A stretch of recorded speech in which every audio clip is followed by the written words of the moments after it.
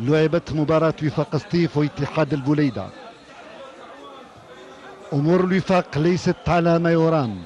النسر الأسود يتوقف عن التحليق عاليا بالرغم الإصابة الأولى، وهذا العمل الرائع للخط الأمامي للوفاق. التراوري لم يترك أي حظ للحارس قووي.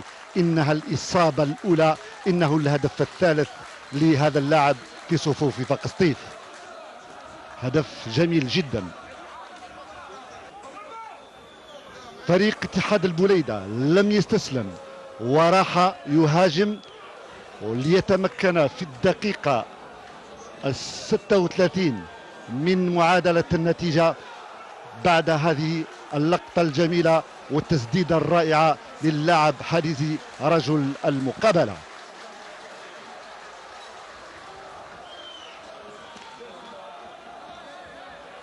حارزي يتمكن من معادلة النتيجة في الدقيقة 36.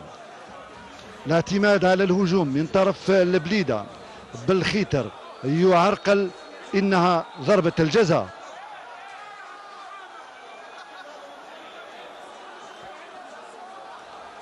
حارزي يتولى التنفيذ ليعطي التقدم لصاحب البذلة الخضراء. هدفان مقابل هدف.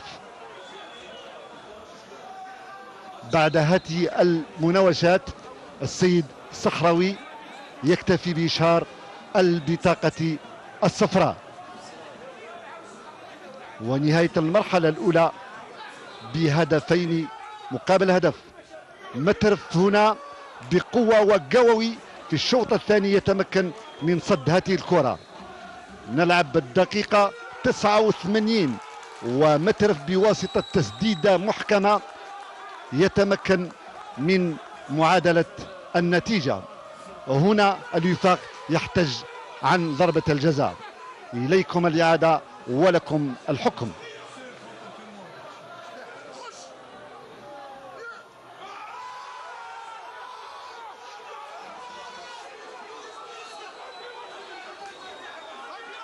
لتنتهي المباراة بهدفين في كل شبكة.